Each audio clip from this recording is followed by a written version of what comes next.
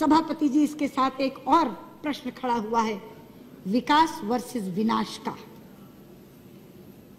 उत्तराखंड में विकास के नाम पर जो होड़ लगी, प्रकृति से छेड़छाड़ करने की, पर्यावरण को प्रदूषित करने की, नदियों पर बांध बनाने की, ये उसका नतीजा है। हम किसके लिए विकास कर रहे हैं? हम अरबों खरबों रुपया खर्च करके विकास करते जाते हैं। प्रकृति एक दिन क्रोधित होती है और ऐसी विनाश लीला करती है कि सब कुछ तबाह कर जाती है। कब आंखें खुलेंगी हमारी? क्या इस त्रासदी के बाद भी नहीं? क्या इस आपदा के बाद भी नहीं? वहां एक धारी देवी का मंदिर है, उत्तराखंड की रक्षक कहा जाता है उनको। उत्तराखंड की रक्षक देवी धारी देवी, उन धारी देवी के ऊपर भी एक विद्युत परियोजना चल रही है, जिसमें धारी देवी को जलमग्न करने की योजना थी। हमारी पार्टी की नेत्री उमा भारती एड़ी चोटी का जोर लगा रही थी उस धारी देवी को बचाने के लिए। एक एक के घर जाती थी। आडवाणी जी के नेतृत्व में प्रतिनिधिमंडल लेकर के, मुझे साथ लेकर के प्रधानमंत्री जी के पास गई थी। पर्यावरण मंत्री से सैकड़ों बार मिली थी। हमें प्रधानमंत्री जी ने आश्वस्त किया, हमें पर्यावरण मंत्री ने आश्वस्त किया, किसी भी कीमत पे धारी देवी वहां से हटाई नहीं जाएंगी। धारी देवी की मूर्ति अलग है, मगर धारी देवी वो शिला है जिस शिला को बचाने के लिए हम कह रहे थे। लेकिन सभापति जी, आप जानते हैं ये मात्र संयोग नहीं है। मैं सदन के लोगों को बताना चाहती हूँ, उधर 16 जून को धारी देवी जलमग्न हुई। उसी दिन धारी देवी जलमग्न हुई और इधर केदारनाथ में जल प्रलय आया, जो ऐसा जल प्रलय आया जो हजारों जिंदगियों को लील गया, जो एक विनाश की लीला करता हुआ चला गया। हमारे शास्त्रों में एक श्लोक है, अपूज्याम यत्र पूज्यन्ते पूज्यानां तु व्यतिक्रमा त्रीणि तत्र भविष्यन्ति दुर्भिक्षम मरणम भयम। जहां अपूज्य लोगों की पूजा होती है मगर पूज्यों का तिरस्कार होता है, वहां 3 चीजें घटती हैं, अकाल, मौत और भय।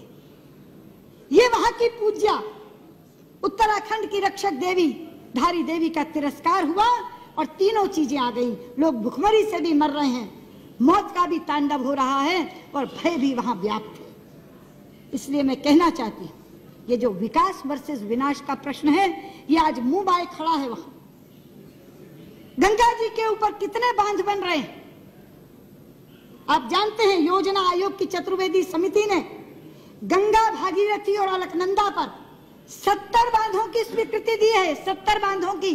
आज रेवती रमन जी यहाँ बैठे नहीं हैं, 2-2 बार चर्चा कराई है इस सदन में उन्होंने। हम सब सांसदों को साथ लेकर प्रधानमंत्री जी के पास जाते हैं।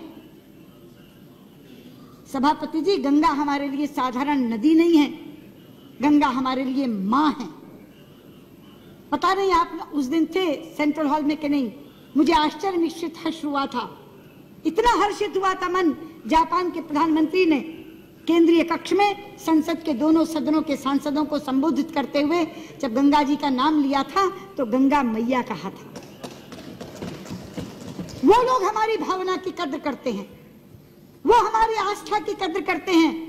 वो गंगा जी को गंगा मैया कहकर संबोधित करते हैं और हमारे लोग गंगा मैया को सुरंग में डालने की योजना बना रहे हैं।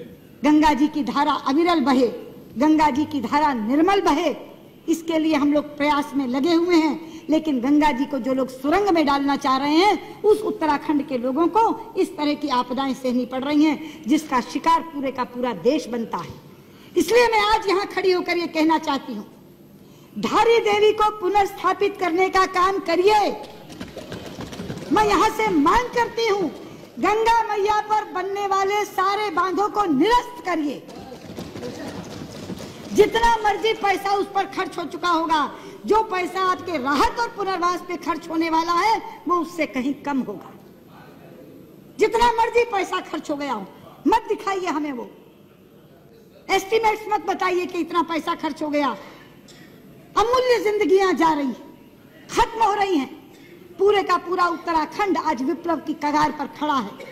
इसलिए मैं आपसे कहना चाहती हूं, गृह मंत्री जी, गंगा मैया पर बनने वाले सारे बांध निरस्त कर दीजिए, धारी देवी को पुनर्स्थापित करिए।